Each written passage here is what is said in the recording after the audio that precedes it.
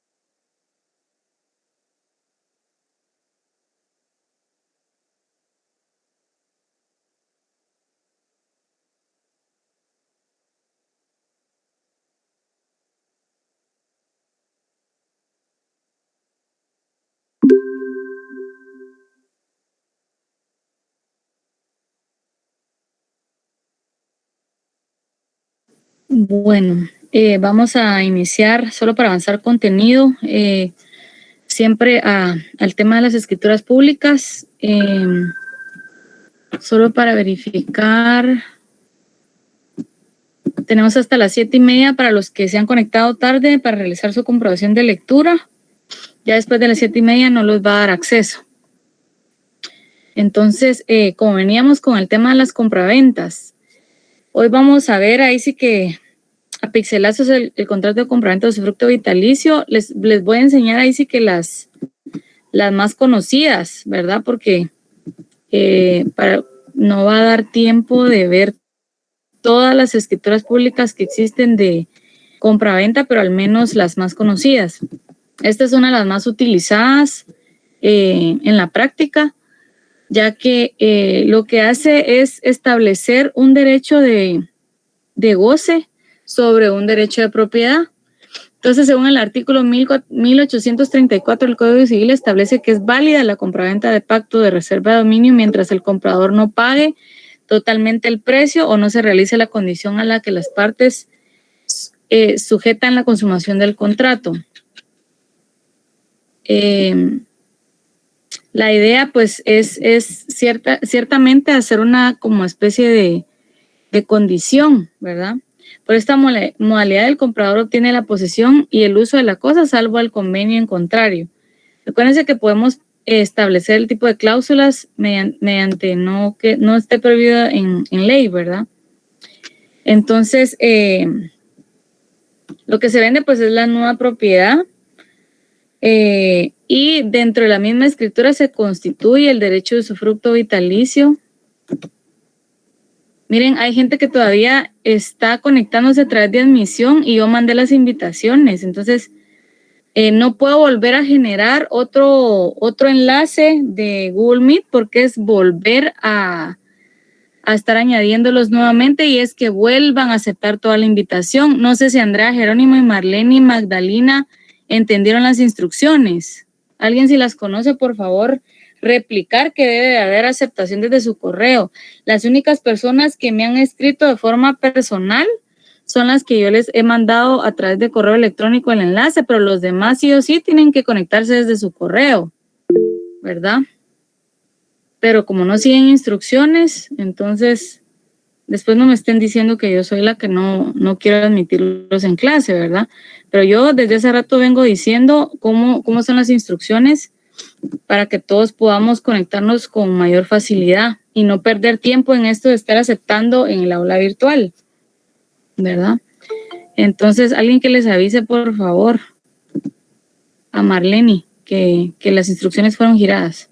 Bueno, para continuar con el tema, pues las obligaciones previas para este tipo de escritura pública, ¿verdad? Es siempre una consulta electrónica emitida por el Registro General de la Propiedad, esto con el ánimo de la fase investigativa que les comentaba que es importante hacer por lo delicado que es el tema de del traspaso de propiedad, ¿verdad? Copia de DPI vigente, planos del inmueble, ¿verdad? Si es necesario a veces cuando es una compraventa de fracción, adjuntar el plano reciente del inmueble y un cheque de caja que es a través del cual pues se garantiza que existe una cantidad monetaria el cual respalda pues la compraventa. En el interior de la República pues existen no montos tan altos a comparación del área metropolitana, ya que en el área metropolitana pues dependiendo en qué zona sea, así es como es la plusvalía del inmueble. Entonces, comúnmente son cheques de caja grande, ¿verdad? Con grandes cantidades. Dentro de las obligaciones posteriores de la escritura pública está el testimonio especial dirigido al Archivo General de Protocolos. Dice fue una R de más. Recuérdense que esa es una obligación que tiene el notario de todos los instrumentos públicos, lo cual tiene un plazo de 25 días calendario. Luego está el primer testimonio, que es el que se entrega a las partes conducentes para poder hacer el registro, el pago del impuesto al valor agregado IVA, que comúnmente aquí se establece, ¿verdad? Que si es primera compraventa,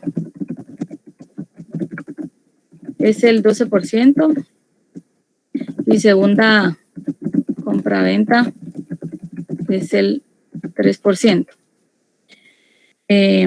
Lo pueden pagar a través de timbres o a través de formulario de SAT, que eso es a través de Claraguate, que comúnmente de las dos maneras pues lo acepta el Registro General de la Propiedad. Avisos a la MUNI y DICAI, que era lo que les comentaba la vez pasada, que siempre es importante realizar. Y luego viene la minuta. En este ejemplo de minuta, pues les coloqué, recuérdense que vamos a estructurar las escrituras públicas para que no les sea tan difícil a ustedes el manejo de la redacción. Comúnmente siempre se desglosa por encabezado, comparecencia, objeto, cláusulas y cierre. Entonces, dentro del inicio de la comparecencia, se identifican tanto al vendedor como al comprador. En este caso, pues, es la representante de un menor que va a ser la compradora. Recuérdense que para comprar bienes inmuebles a favor de menores, no se necesita el permiso judicial para poder comprar, pero para poder vender, recuerden que hay un proceso de jurisdicción voluntaria que se debe llevar previo, porque se necesita esa famosa dispensa judicial para poder vender un inmueble que está a nombre o la propiedad de un menor, ¿verdad? Entonces, aquí les coloqué en amarillo cómo se acredita la representación, que es la forma en que ustedes van a acreditar la legitimación de la persona para poder comparecer en la escritura pública. Y aquí establece que actúa en nombre propio y en el ejercicio de la patria potestad. Esas son las palabras claves que no pueden faltar en la escritura pública, ¿verdad? Que actúa en nombre propio en el ejercicio de la patria potestad de su menor hija. Ahí por avanzar, pues solo colocamos un guión. Y la acreditación pues se hace a través de la certificación de la partida de nacimiento extendida por el Registro Nacional de las Personas del Departamento de Guatemala. Otra cuestión que es importante en el objeto es que se asegura hallarse en el libre ejercicio de sus derechos civiles y por ser de los datos de identificación ya indicados, comparecen a otorgar el contrato de compraventa de propiedad, venta de usufructo y reserva de usufructo. Esta modalidad de compraventa, pues en las presentes cláusulas que ustedes van a ver, igual las cláusulas también siempre se estructuran con una palabra clave. Yo les voy a mañana subir los documentos, el material de apoyo con el contenido que llevamos hasta ahora. Recuerda que solo es un material de apoyo, no está transcrito literal lo que se dice en clase, pero por lo menos para que ustedes tengan una noción de lo que se ha llevado en el tema del contenido para el primer parcial. Entonces, para estas modalidades de compraventa, recuérdense que aquí, aparte de hacer el traslado de dominio de la propiedad, también se está vendiendo un derecho de goce, ¿verdad? Que es el usufructo y la reserva del usufructo. El tema de la venta del usufructo, aquí creo que en el ejemplo que estamos viendo, pues solo se vende un porcentaje. Recuérdense que como son derechos reales de goce, comúnmente a la hora de constituirse el usufructo, no se puede vender ni enajenar la propiedad sin la comparecencia del usufructuante, ¿verdad? Entonces, tanto cuando se inscribe en el Registro General de la Propiedad, tanto el traslado de dominio de la propiedad que pasa a ser al comprador y también la inscripción del usufructo vitalicio a favor de ciertas personas y también el usufructo de cierto porcentaje. Entonces, no pueden enajenar ni vender dicho inmueble sin el consentimiento de esas tres personas. Entonces, en este ejemplo, como podrán ver, comúnmente siempre en la primera cláusula van todos los antecedentes, ¿verdad? En donde ahí se hace constar el historial de que fulanito de tal, que es el vendedor, es propietario de la finca y se describe a detallado cuál es el antecedente de ese bien inmueble. Luego, en la segunda cláusula viene una cláusula de saneamiento, que hay una advertencia En cuanto a las obligaciones y responsabilidades, según el artículo 30 del Código Notariado, en donde ya después de identificado el inmueble, se consta, ¿verdad?, que no pesan gravámenes o anotaciones y limitaciones. La vez pasada estábamos hablando la diferencia entre gravamen, anotación, ¿qué era lo otro? Gravamen, anotación y limitación. Entonces sí, siempre es indispensable saber diferenciar entre eso, ¿verdad? Recuérdense que las anotaciones comúnmente vienen de procesos judiciales siempre que hace poner un candado literalmente en la propiedad hasta que no se termine o se termine de llevar el proceso, el debido proceso en cualquier, valga la redundancia, en cualquier proceso judicial, ¿verdad? Luego en la tercera, aquí comúnmente les estoy poniendo ejemplos sin mayor redacción porque la idea es que ustedes tengan una noción de cómo va estructurada la escritura pública, pero ahí sí que va a depender de cada caso, ¿verdad? Aquí la venta pues se manifiesta, ¿verdad?, que por la cantidad de tanto que tiene recibido su entera satisfacción, comúnmente vende la nueva propiedad, pero aquí comúnmente siempre en esta cláusula yo coloco cuál es el número de cheque de caja que se está otorgando a la vendedora, en donde respalda de dónde salió la cantidad monetaria. Haciendo referencia que también, según la ley de lavado de dinero, cuando los montos exceden de $10,000 o de 70,000 quetzales, siempre se debe llenar una declaración jurada a través de formulario en donde se está respaldando de dónde sale el dinero, ¿verdad? Recuérdense que el tema de las compraventas para el tema de delito de evasión fiscal se puede incurrir tan fácilmente si usted no conoce ni maneja el concepto de los delitos que abarca en el tema tributario. Entonces, existen modalidades para poder realizar las compraventas y justificar los montos, más cuando exceden de los $10,000, que como les digo aquí, la mayoría en la ciudad y en el centro del antiguo Guatemala, que el precio está en dólares, pues comúnmente debe realizarse de esa manera para no incurrir. Ahí sí que recuérdense que según la ley del organismo judicial, usted no puede alegar ignorancia de la ley, ¿verdad? Entonces a veces dice, ay, que es que yo no sabía. Es que fíjese que comúnmente, tradicionalmente así se ha hecho la compraventa, ¿verdad? Y no, debe ir todo bien respaldado. Pero aquí pues solo les coloqué para avanzar con el ejemplo cómo iba a ser redactado el tema del usufructo, ¿verdad? Aquí donde en teoría se vende un porcentaje del usufructo y yo le agregué que está valorado, tiene una valoración de 1,500 quetzales. El punto es que si usted no valora el usufructo, es susceptible de rechazo porque según la SAT, ¿verdad? Y criterios registrales, el hecho de que aunque usted no esté valorando el usufructo, pues ya está siendo un tema de simulación de contrato, ¿verdad? O de evasión fiscal, porque el usufructo debe ser valorado con el fin de pagar el impuesto, ¿verdad? Entonces, luego viene la aceptación de la venta y luego la aceptación del usufructo vitalicio, tanto ahí sí que del porcentaje de la venta y de la reservación del usufructo vitalicio. Entonces, recuérdense que el usufructo vitalicio, valga la redundancia, como dice la palabra, se constituye de por vida, ¿verdad? Comúnmente estos usufructos vitalicios se ven reflejados cuando, por ejemplo, los padres de familia quieren hacer la donación a sus hijos para que ellos puedan vivir y residir en el inmueble y ahorrarse, ¿verdad? Un proceso tanto sucesorio, testamentario como intestado. Hacen la donación y se reservan el usufructo vitalicio, ¿verdad? Porque a veces puede ser que por la mala administración, tal vez no tanto de los hijos, sino de las parejas, ¿verdad? Es muy controversial, Ahí sí que bueno, mi abuelo decía, te conseguís un hombre o una mujer jodido, te voy a ver muy poco de visita, ¿verdad?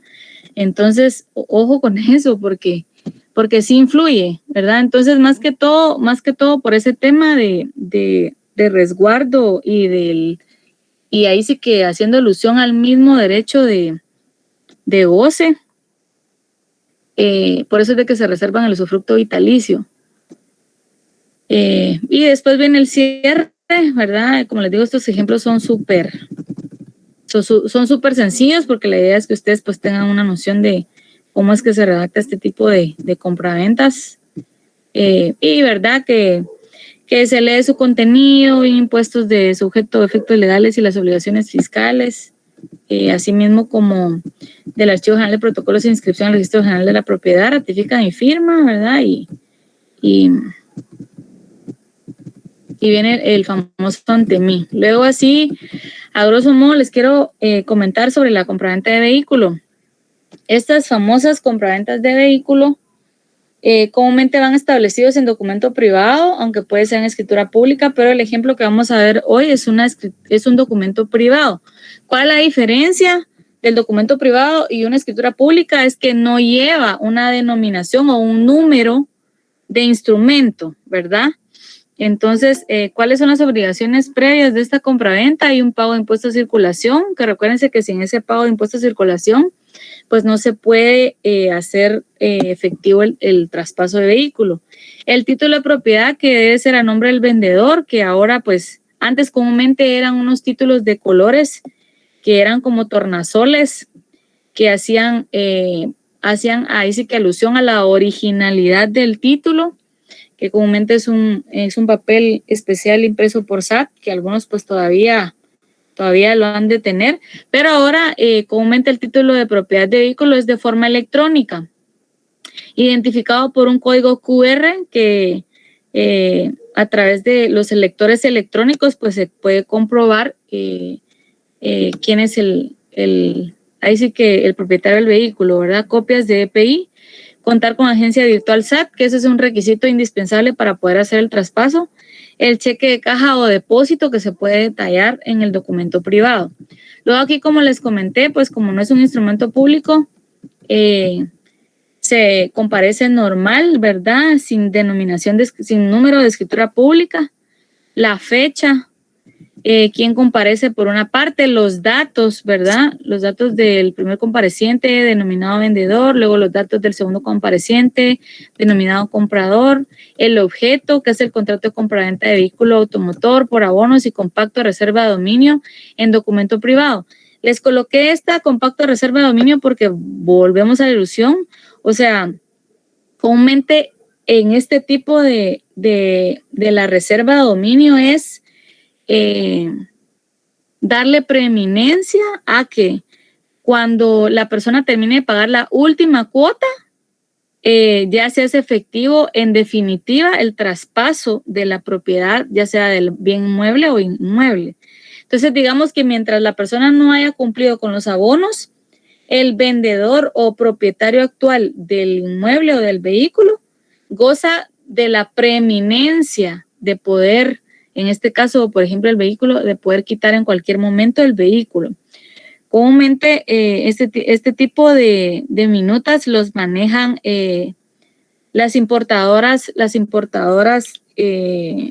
internacionalmente autorizadas como General Motors, Cofiño Estal, que es una importadora de vehículos nuevos, entonces manejan este tipo de documentos para respaldarse, ¿verdad? Ellos se reservan el dominio del vehículo y usted pues hace uso y goce del vehículo, pero el título de propiedad se le otorga hasta que usted haya pagado la última cuota. Entonces, en la primera siempre va a haber una declaración de ley que va a juramento y bajo las penas relativas al perjurio, ¿verdad? Fulanito de tal, se dice ser propietario y se detalla obviamente el vehículo.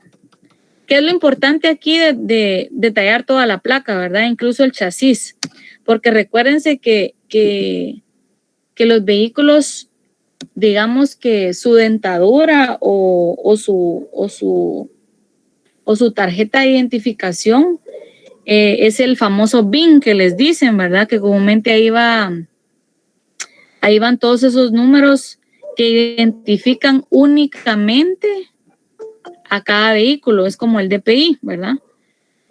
A menos que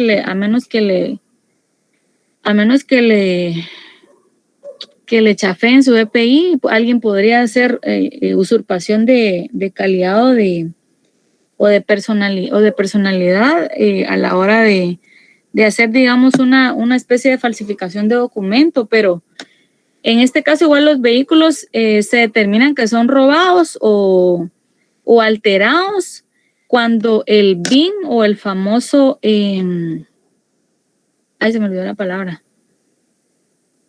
cuando es alterado ese número, ¿verdad? Que identifica específicamente al vehículo. El chasis. El chasis, perdón, es que ya me estoy durmiendo. He tenido una semana de locos, la verdad.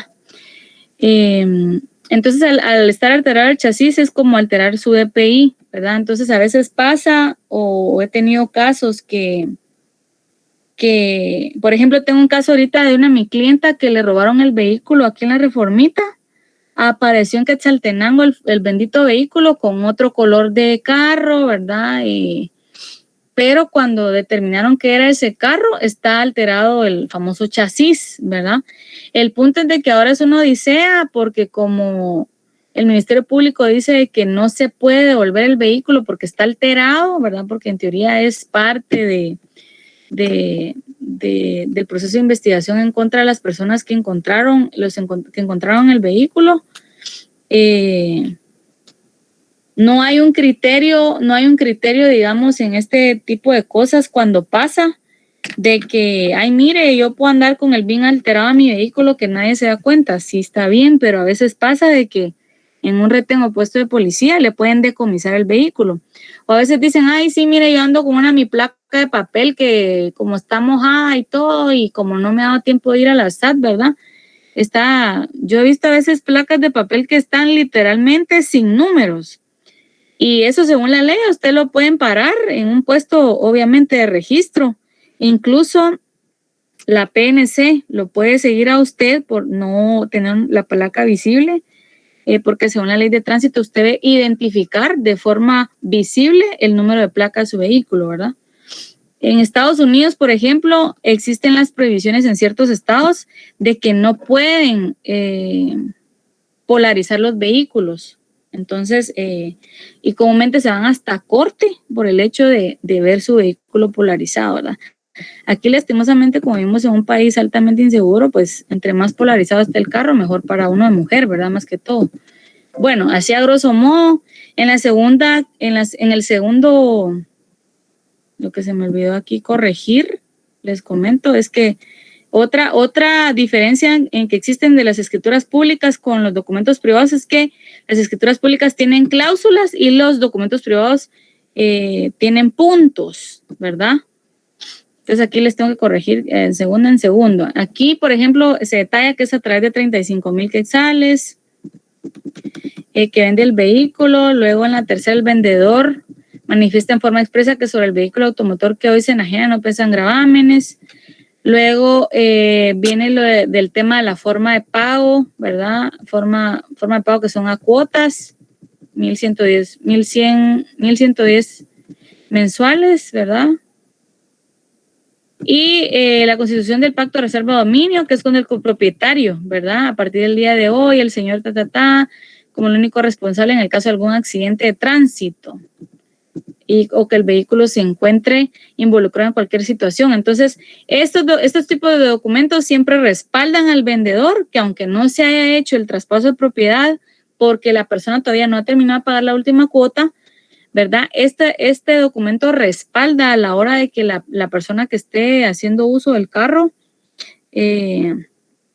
por algún inconveniente que exista o se dé a la fuga, este es el respaldo que se puede presentar, ¿verdad? Porque comúnmente a la hora de haber un choque, ¿verdad? Y que la persona se da a la fuga, si le lograron tomar el número de placa, se jodió, ¿verdad? Porque esas denuncias comúnmente van a parar a un juzgado de paz penal, ¿verdad? Y es un juicio de faltas, como cualquier proceso penal, solo que recuérdense que las faltas tienen un procedimiento, según el Código Procesal Penal, tienen un procedimiento más ligero y más específico. pero no me voy a meter en penal ahorita porque, ¿qué? Ya son las 7:28. Entonces, solo para que vean a grosso modo cómo se hace una compraventa de vehículo con legalización de firmas, ¿verdad? Aquí les puse el ejemplo de la legalización de firma. Este documento se los voy a estar subiendo el día de mañana. El día de mañana les voy a subir, creo que son 3 materiales con este que yo tendría que subir para que ustedes tengan en plataforma para poder avanzar por lo menos con el material de apoyo del contenido de clase. Entonces vamos a finalizar acá en la clase de hoy, por lo menos avanzando con esos 2 tipos de compraventa. Y para la otra clase vamos a ver netamente testimonios para que hagamos un ejemplo de cómo se hacen los testimonios y el pago de los impuestos cuando es el tema de compraventas. No sé si alguien tiene dudas. Licenciada, buenas noches. Yo tengo una duda, perdone, no acerca del tema, acerca de la invitación que me llegó por correo. No sé si me puede atender ahorita o mejor le escribo. Escríbame, usted tiene mi WhatsApp. Yo lo busco en el chat con gusto y le puedo mandar escríbame el la WhatsApp información. porque hubieron 3 personas que me escribieron con el mismo problema y pues yo a ellos les mandé la invitación a su correo el día de hoy. Muy bien, yo le escribo entonces, Escríbeme, licenciada. por Muchas favor. gracias. Ok. Pasen feliz Muy noche, bien. chicos. Un gusto de verles.